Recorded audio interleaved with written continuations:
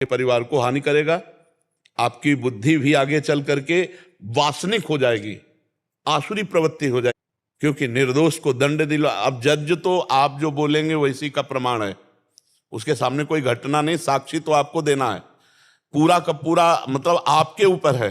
वकील अब आपने छुड़वा ही दिया ना, तो अगर आप साक्षी दे रहे हैं तो जज को तो निर्णय देना ही पड़ेगा, आपके अनुसार देना पड़ेगा, उसको निर्णय नहीं बदलना है, क्योंकि वो वकील के अनुसार ही तो निर्णय देगा। वो ना घटना जानता है ना साक्षी जानता है, घटना और साक्षी आपको पेश करना है, और आपने गलत पेश किया तो पूरा अपराध आप पे आता है ना। अब वो आपको खाएगा ना अपराध, कहीं ना कहीं आपको चोट पहुंचाएगा, कहीं ना कहीं आपकी मानसिकता को बिगाड़ेगा, और बाद में वो कर्म फल आपको निश्चित भोगना पड़ेगा। इसलिए अभी प्रायश्चित कर लीजिए, भगवान का स्मरण, भगवान से क्षमा याचना, और इसका सच्चा प्रायश्चित होगा कि दोषियों को बख्शिएगा नहीं, चाहे जितना रुपया हो, तो हर अपराध क्षमा हो जाएगा। निर्दोष के लिए चाहे स्वयं तुम्हें फिर लड़ना पड़े, एक दो बार ऐसा भी करो तो अपराध क्षमा हो जाएगा। जान लिया कि यह निर्दोष है, जिसके पैसे भी नहीं है और निर्दोष है, एक बार फिर लड़ो उसके लिए, एक बार तो ये पाप का प्रायश्चित हो जाएगा। और दोषी को कभी बख्श देना, जैसे जान लिया गया अपराधी है और अपराधी को मुक्त कर दिया गया, तो जितने मुक्त करवाने में सहयोगी हैं उन सबको भागवतिक दंड मिलेगा, एक न एक समय आएगा। और वो सब कितने ऐसे हमारे पास आए हुए हैं जो मानसिक परेशान हैं। अब ये क्या हुआ क्या, रुपया गलत आ गया, परिवार में घोर अशांति पैदा किए, अध्यात्म बचा सकता है, तो हमें लगता है वो अशांति किसी को न प्राप्त हो। देखो, रोटी कम खाओगे, एसी नहीं चल रही पंखा में रह लोगे, लेकिन दिमाग अशांत है तो फिर कहाँ जाओगे? चाहे एसी में बैठो, चाहे आप जितनी व्यवस्था अच्छी हो, दिमाग अशांत है तो क्या कर सकते हो? हमें लगता है दिमाग अगर शांत है और दिमाग स्वस्थ है तो शरीर अस्वस्थ होने पर भी कोई फर्क नहीं पड़ता, शरीर अस्वस्थ होने पर कोई फर्क नहीं पड़ता, और दिमाग अस्वस्थ हो जाए, ये अधर्म दिमाग को खराब करता है। बुरी दशा आने के पहले बुद्धि बदली जाती है। जहिका विधना दारुण दुख दीन, वही के मति पहले हरलीन। मति माने बुद्धि। सबसे ज्यादा अधर्म का जो दंड होता है वो हमारी बुद्धि को अटैक करता है, हमारी बुद्धि को खराब कर देता है, और बुद्धि खराब तो फिर सब खराब। ड्राइवर अगर नशे में है तो ठोकेगा, कहीं ना कहीं ऐसी जगह गाड़ी ठोकेगा, घटना घटेगी। तो हमारे जीवन का ड्राइवर है बुद्धि, अगर बुद्धि भ्रष्ट हो गई तो सब भ्रष्ट हो गया। तो इसलिए सावधान रहिएगा, और बहुत अच्छी आपके पास विद्या है, आप इस वकालत के द्वारा बहुत से गरीबों का हित कर सकते हैं, बहुत से निर्दोषों को बचा सकते हैं।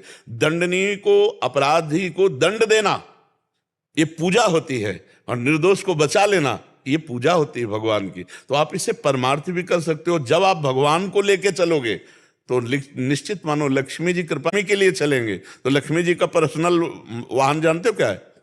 और भगवान के साथ जब लक्ष्मी जी आती है तो भगवान का वाहन क्या है? गरुड़ जी। साम वेद का गान करते हो, अर्थात ज्ञान विज्ञान संपन्न, और भगवान नारायण से लक्ष्मी जी पधारे तो शांति बनी रहेगी। और अगर लक्ष्मी जी केवल आई तो फिर उनका वाहन उल्लू है। उल्लू का और दोष है कि दिन में दिखाई नहीं देता, रात में दिखाई देता, अर्थात ज्ञान में वो अंधकार में रहता है और अज्ञान में उसे प्रकाश दिखाई देता है। पापाचरण प्रवृत्तियां उसकी बढ़ने लगती हैं, परिस्त्री गमन, मदिरा पान, पार्टी बाजी, ये सब। जब नारायण रहित लक्ष्मी जी आएंगी, अगर नारायण के सहित आएंगी तो धर्मयुक्त जीवन रहता है। तो आप बहुतों की जान बचा सकते हैं, बहुतों का जीवन बचा सकते हैं। जहां तक हो सके आप निर्दोष की रक्षा कीजिए और दोषी को बख्शिएगा नहीं, और यही प्रायश्चित हो जाएगा। जब किसी एक निर्दोष को बचा लोगे तो बराबर हो जाएगा, तुम्हारा प्रायश्चित हो जाएगा, भगवान क्षमा कर देंगे, क्योंकि वर्तमान में तुमने नहीं जाना, चाहे अज्ञान की वृत्ति कह लो या प्रलोभन प्रवृत्ति कर, वर्तमान में तुमने उसे दोषी नहीं जाना और बचाने की चेष्टा की, इसलिए कुछ क्षमा की गुंजाइश है। हम सावधान रहें, अगर कहीं ऐसा न हो। देखो, कई ऐसे होते हैं जो बहुत गरीब और दुखी होते हैं, और जब वो निर्दोष दंड पाते हैं तो भगवान की तरफ आह भर के, वो आह जब लौट के आपके पास आएगी वो बहुत खतरनाक होती है। दुखिया को न सताइए, दुखिया देगा रोए, और जब दुखिया के मुखिया सुने तब तेरी गति का होए। इसलिए बहुत डरना चाहिए किसी दुखी को। हाँ, अगर अपराध किया है तो हम दंड देंगे, यही हमारा विधान है, तो हम पूजा हम ये पूजा मानते हैं। अब जैसे कोई बदमाशी कर रहा है, चोरी कर रहा है, और ये 4 डंडे उसके जमा रहे हैं, तो भगवान की पूजा हो रही, क्योंकि वो गलत आचरण कर रहा है, उसकी धुलाई हो रही, उसके अपराधों का मार्जन हो रहा है। तो ये बात समझना होगा। सत्संग अध्यात्म ऐसा नहीं सिखाता अपराधी को दंड के द्वारा पवित्र किया जाए और उसकी अपराध प्रवृत्ति को रोका जाए। इसीलिए तो हमारे सब भारतीय विधान बने हुए हैं। वैसे आपकी बुद्धि बहुत पवित्र है जो आप इस प्रश्न को करके प्रायश्चित करना चाहते हैं, नहीं तो प्रायः कौन देखता है। माफी चाहते हैं। उसके बाद मैंने 4 जो है जो माताएं रहती है, बुजुर्ग रहती है, उनके बच्चे तंग करते हैं, उनको न्याय नहीं मिलता है, तो उनके मैं केस फ्री ऑफ कॉस्ट अपने कॉस्ट से लड़ता हूं। हाँ बिल्कुल ठीक है। हाँ आपकी सुंदरता मेरा चित्त बहुत चुराती है।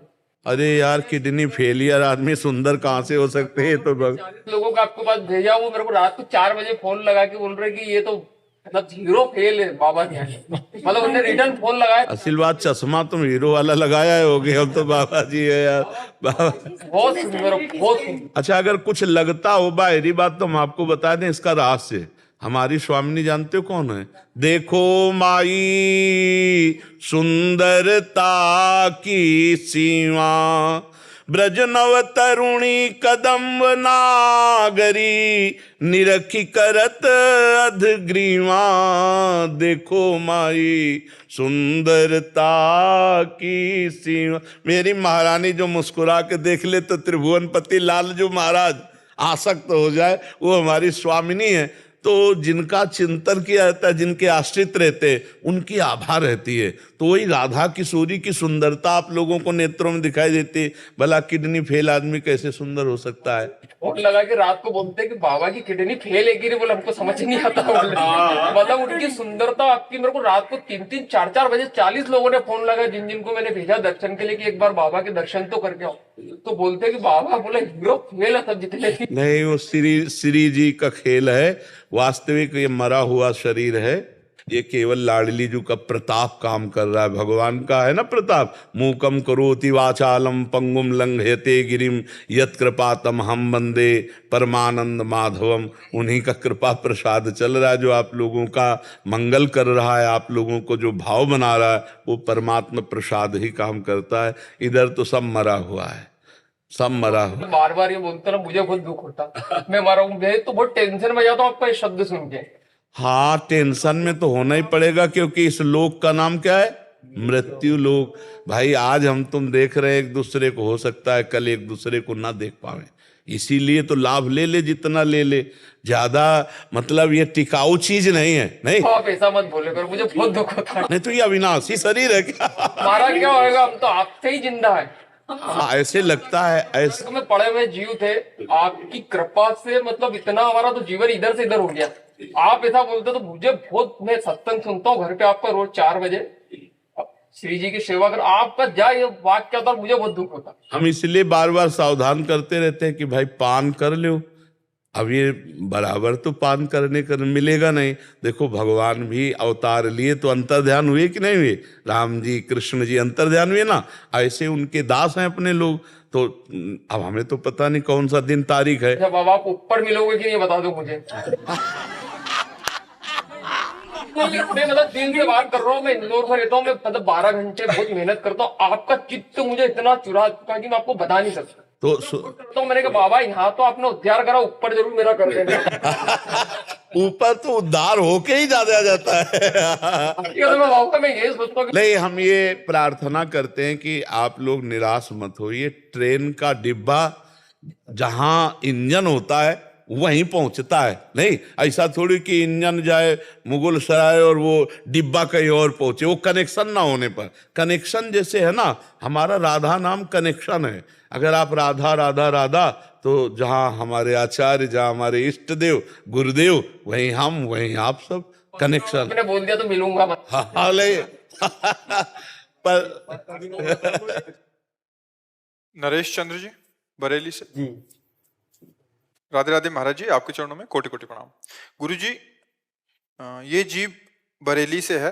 गुरु जी, ये जीवात्मा 1 मई सन 2023 से दंडवती यात्रा कर रहा है। इसने जो देखा परखा उसके बारे में प्रश्न आपसे जानकारी लेना चाहता। दंडवती कहाँ की कर रहे हो? गुरुजी, मैं जिला बरेली की तहसील नवाबगंज में गांव पड़ता है मुजैना संतोष, वहीं से दंडवती करते हुए आया हरिद्वार। हरिद्वार पे चंडी देवी, मनसा देवी, नीलकंठ महादेव, धारी देवी, केदारनाथ, शिव विवाह स्थल, तुंगनाथ, बहुत सुंदर, धन्यवाद। हेमकुंड, गंगोत्री, यमुनोत्री, नैना देवी, चिंतपूर्णी, ज्वाला माता, बगलामुखी, ब्रजेश्वरी माता, चामुंडा, काठगढ़ महादेव, वैष्णो माता, माता भद्रकाली, ब्रह्म सरोवर, ज्योतिषर, गुगा मेड़ी, सालासर, जीड़ माता, खाटू श्याम, मेदीपुर बालाजी और गोवर्धन महाराज की परिक्रमा देते हुए मेरी वृंदावन की कल परसों परिक्रमा। अरे बहुत बड़ी बात है, बहुत कृपा है। आप जैसे संत समाज का ही यश और प्रताप है। मैं तो सुन हूँ, मेरे बस की बात नहीं है, करने करवाने वाली वो माँ है। बहुत। महाराज जी मेरा प्रश्न है, हाँ। मैंने जो भ्रमण में देखा परखा उसके अनुसार आपसे पूछ रहा हूँ। महाराज जी साधु संत किसे कहते हैं? क्या साधु संत जटाजूट, दाढ़ी व भगवा रंग के वस्त्रों में ही होते हैं? नहीं, वस्त्र तो एक आचार्य परंपरा का भेष है। अगर आचार्य परंपरा का वेश हो और साधुता के लक्षण हो तब तो साधु है, और अगर अंदर साधुता के लक्षण ना हो और आचार्य परंपरा का केवल वेश मात्र है तो पाखंड है, फिर उसे पाखंडी कहते हैं। कि मैं रास्ते में एक मंदिर मिला और वहां पर हम लोगों ने भगवा रंग को बदनाम नहीं होने देंगे, हम गंदा नहीं करते हैं। हाँ बिल्कुल, इसमें ये ध्यान रखना है कि अगर आप दूसरों पर दोष दर्शन करेंगे तो आपका पुण्य क्षय हो जाएगा। आपने जो मेहनत की है वो फिर गड़बड़ हो जाएगा। आपको क्या करना, सहना है। जैसे कोई कह रहा हम अपने यहाँ नहीं रहने देते, तो हम समझते हैं भगवान की आज ऐसी इच्छा है। गुरुजी बस यही हाँ, बहुत बड़ी। और उन पर हम दोष दर्शन न करें, उनकी निंदा न करें। और हम उसकी अगर निंदा कर दी तो पर निंदा के किए ते आवत नहीं कछु हाथ, मूर्ख पर्वत पाप को ले चल अपने साथ। इतनी मेहनत करके तो पुण्य इकट्ठा कर रहे हो और दो जबान हिलाने में उस नष्ट कर देंगे। भाई एक दंडवत मारो तो देखो कैसा लगता है। और आप कितनी दंडवतें करते हुए कितने कितने भागवती के स्थानों पर आए। तो पहली बात तो अब किसी के पर, चाहे वो भले पाखंडी क्यों ना हो, आप किसी की निंदा ना करें। अगर आपको नहीं रहने दे रहा तो भगवान की इच्छा माने कि भगवान बड़ा अच्छा कर रहे हैं, ये रहने लायक स्थान हमारे नहीं है, इसीलिए भगवान हमको यहाँ से भगा रहे। तो हम कहीं पेड़ के नीचे लेट जाते हैं, हम कहीं कहीं भी, और भगवान व्यवस्था करते हैं, आप पक्का समझना। क्योंकि अपने लोग भी जैसे जो जीवन व्यतीत हुआ ना, तो अगर एक जगह से भगाते हैं तो दूसरी जगह पवाते भी हैं, VIP स्थान देते हैं। हाँ, तो फिर भगवान का विधान मानना है, हमको निंदा नहीं करनी किसी की। एक जगह मना हुआ तो दूसरी जगह भगवान आदर दे के ऐसी जगह कि जहाँ सब खान पान की भी व्यवस्था, क्योंकि अपने लोग भ्रमण किए तो देखा है। तो इसलिए धैर्यवान साधु का लक्षण सबसे पहला है तितिक्षवः कारुणिकाः सुहृदा सर्वभूतानाम, जो सहनशील है। वो साधु है कि नहीं हमें नहीं देखना, हमें अपने को देखना है कि हम साधु हैं कि नहीं। क्या हमें कोई अपमानित करे, कोई तिरस्कार करे, कोई गाली दे और हम सह जाएं। उमा संत कै इहई बड़ाई, ओ मंद करत जो करे भला। जा रहे महाराज, जा रहे, दंडवत दंडवत दंड। हम कहीं पड़ रहेंगे, आप नाराज मत हो महाराज। ऐसे साधु का वचन, साधु की चेष्टा। अब दूसरे साधु हैं कि नहीं है, अगर हम ये देखने चलेंगे तो हम साधु नहीं बन पाएंगे, क्योंकि हमारे अंदर दोष दर्शन आ जाएगा। और दोष दर्शन आना साधुता में सबसे बड़ा दोष है। साधु वही है जो शम में भगवान का दर्शन करता है। साधु वही है जो काम विजयी है, जो क्रोध विजयी है, जो इंद्रिय विजेता है, जो मनोनिग्रही है।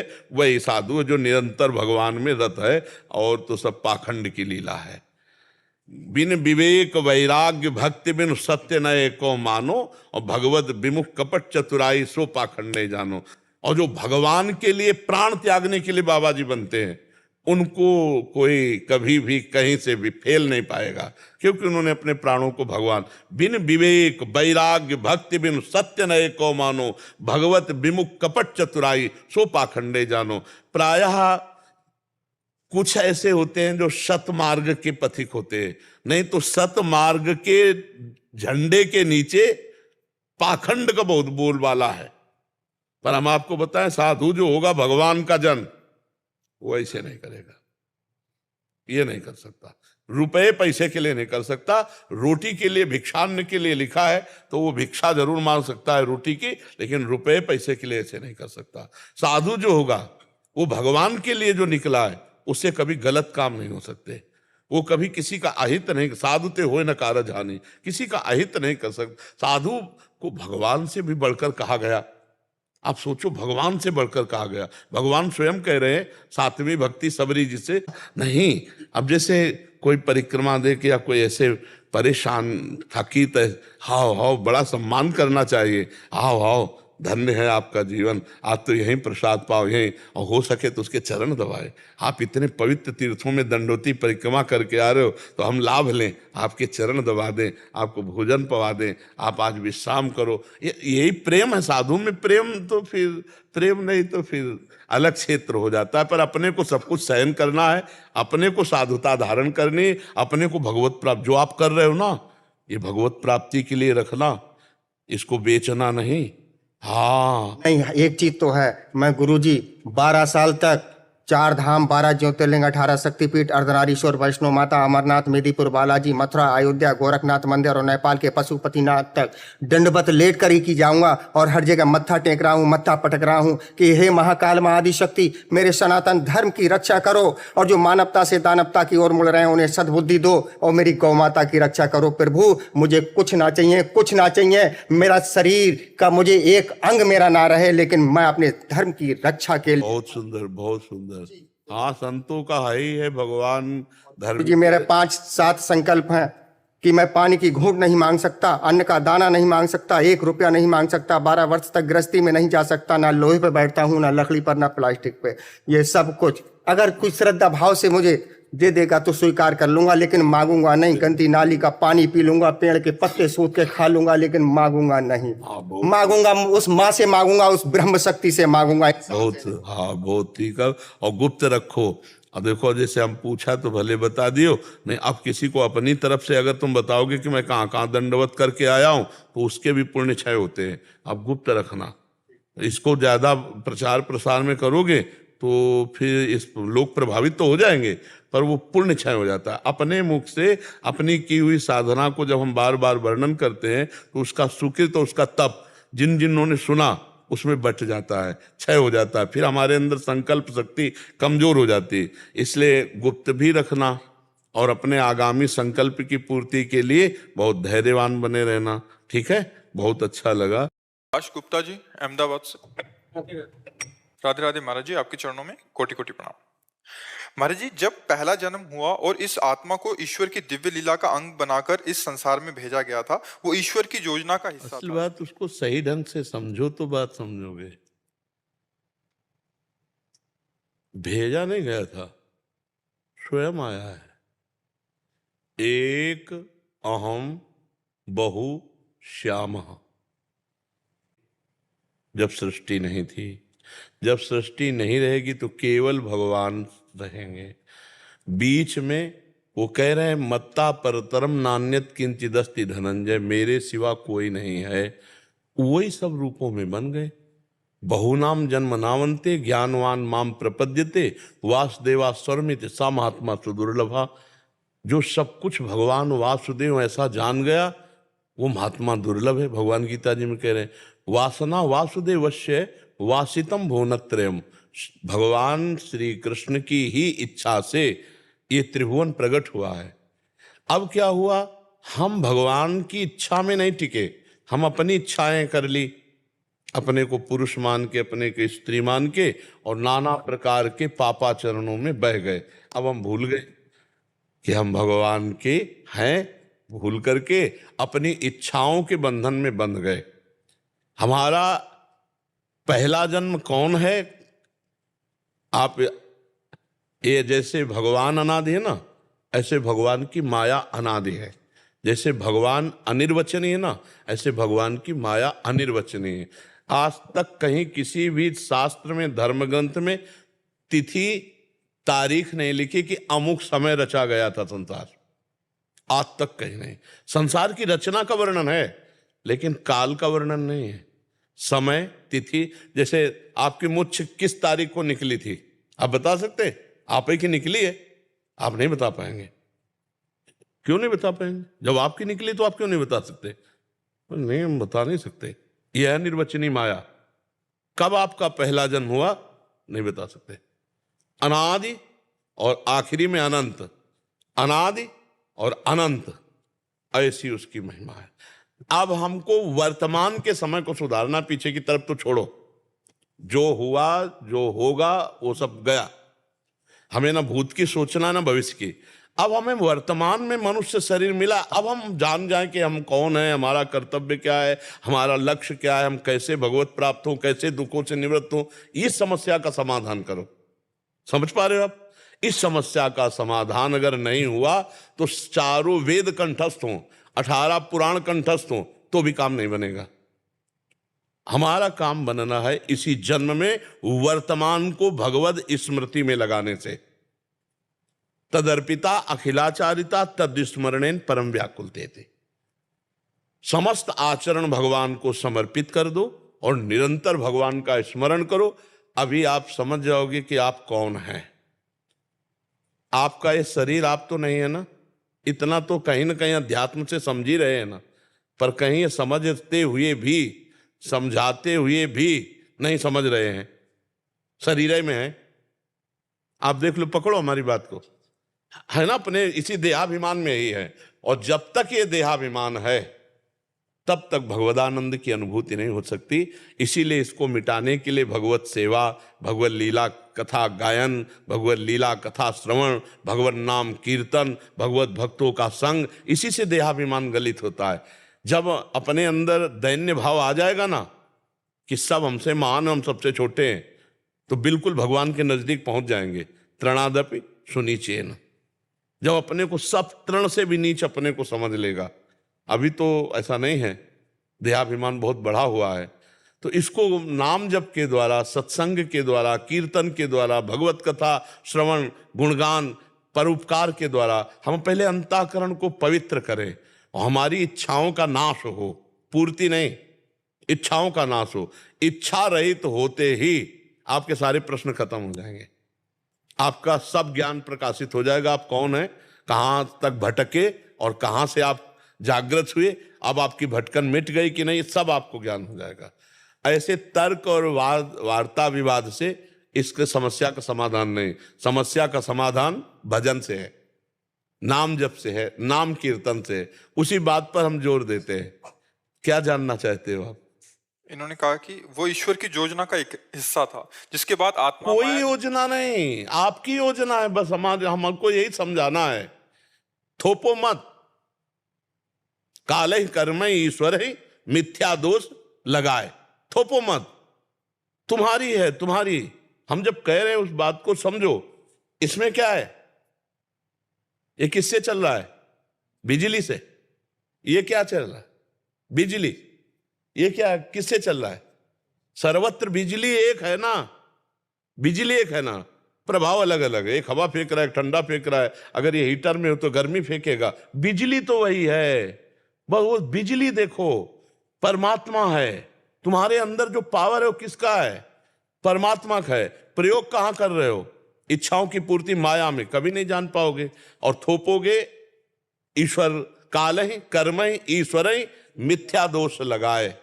जो न तरे भवसागर असमाज नर पाए, स्वति निंदक मंदमति आत्मनन गति जाए। बहुत सूक्ष्म विषय, इसको समझना है। हमें किसी ने नहीं बांध रखा, हम खुद बंधे हुए हैं। भगवान तो हमें मुक्त करने के लिए अवसर दिए। भगवान ने आपको भेजा सत्संग में, मानते हुए बात? आप नहीं आए, आपको भगवान ने भेजा है। अम्मोय भा भरोष हनुमंता, बिनु हरि कृपा मिले नहीं संता। आपको मनुष्य शरीर भगवान ने कृपा करके दिया और आपको मनुष्य शरीर में सत्संग दिया। सत्संग में कृपा करके भगवान आपको बता रहे कि आप कैसे मुक्त होगे। अब इसी को पकड़ लो, मुक्त हो जाओ। भगवान तो मुक्त करने वाले हैं, मंगल भवन है, वो बांध कैसे सकते हैं किसी को? तो परम सुख दे दिया। जहर लगा के पूतना जाती भगवान श्री कृष्ण को 6वें दिन मारने, भगवान उसे परम पद दे देते हैं। भगवान की योजना हमें बांध नहीं सकती, भगवान की योजना हमें कष्ट नहीं दे सकती। भगवान की योजना हमें मुक्ति की तरफ ले जाती है। हमारी योजना हमें बांध रही है, हमारी योजना हमें दुख दे रही है। आशा ही परमम दुखम नैराश्यम परमम सुखम। हमारी जो भोगों की आशा है, जो धन की आशा है, जीने की आशा है, परिवार की आशा है, यही हमारा बंधन है। भगवान ने तो बड़ी कृपा की, बहुत सुंदर पत्नी, पुत्र, परिवार, मकान, दुकान, कितना सब बढ़िया। अब इसे सब भगवान को समर्पित करो, भगवान की वस्तु है, और खूब नाम जप करो, देखो अभी आनंद आ जाएगा। अब नाम जप नहीं करोगे, इसे अपना मानोगे, इसके कर्ता भोक्ता बनोगे, तो दुख, चिंता, शोक, उद्विग्न, भय, मृत्यु यही बार बार मिलेंगे। पुनरपि जननम पुनरपि मरणम पुनरपि जननी जठरे शयनम। और आप कहोगे भगवान का विधान है, बस यही गलत बात है। भगवान ने तो चाह करके आपको सब विधान दे दिए। अगर सत्संग ना मिला होता, मानव देह ना मिला होता, हम बुद्धिहीन होते, पागल होते तो बात है। हम बुद्धिमान होकर भी पागल बन करके माया के सूत्रों में बंधते चले जा रहे हैं। भगवान कह रहे हैं कि नहीं, सबकी ममता ताग बटोरी, मम पद मनहि बांधि बरडोरी। भगवान कह रहे हैं अनन्यस चिंतयन्तो माम, ठेका लेता हूं योगक्षेमम वाम्यम। हम एक को बात भगवान की नहीं मान रहे। अब कह दे कि भगवान नहीं चाह रहे भजन करना, तो हम क्या करें? तो भजन तो हम ही आपको करना पड़ेगा, भगवान को तो नहीं। भगवान थोड़ी भजन करेंगे, वो तो भगवान ही है। भजन तो भक्तों को करना होता है, जीव को करना होता है। तो भजन करो तब बात समझ में आ जाएगी। भगवान का बहुत मंगल विधान है, वो कभी फंसाते नहीं हैं। भगवान जीव को मुक्ति के मार्ग में ले जाते हैं, फंसने के मार्ग में हम जाते हैं। मछली को चारा दिखाई देता, कांटा नहीं। अगर कांटा दिखाई दे तो भूल के भी नहीं पाएगी। ऐसे ही माया हमको चारा दिखवाती, कांटा नहीं। और उस कांटे में जब फंस जाते हैं, आसक्ति उसे कहते हैं, वो आसक्ति जाती नहीं है। फिर ये लगता है हम जी नहीं सकते। छोटी छोटी चीजों के लिए हमारे अंदर आ जाता है कि हम जी नहीं सकते। अविनाशी, अविनाशी का बच्चा अविनाशी, अंश अविनाशी, और कह रहा मैं इस वस्तुओं की गोविंद ने थोड़ी। फांसे तो हम स्वीकार किए, हम इसके इस भोग के बिना नहीं रह सकते, इस वस्तु के बिना नहीं रह सकते, हम इसके बिना नहीं रह सकते। ये हमारा माना हुआ बंधन है। इसमें जैसे पहला जन्म के पहले हम उन्हीं के अंश थे। हम पहला अभी मान लो ना, पीछे क्यों मानते हो? हम मान लिया तुम्हारा आज पहला है। मुझे दूर क्यों किया गया? कौन, किसको? मुझे फर्स्ट जन्म, अरे किसको दूर किया गया? जिसमें मैं से परमात्मा ने नहीं, वो दूर नहीं, वो इतना नजदीक है कि तुम जाओ वही वो विराजमान है। वो दूर कहां हुआ, तुम दूर हो गए। जैसे माँ की अंगुली पकड़ के चल रहा है ना, अब बच्चा वस्तुओं को देखकर इच्छा क्यों माँ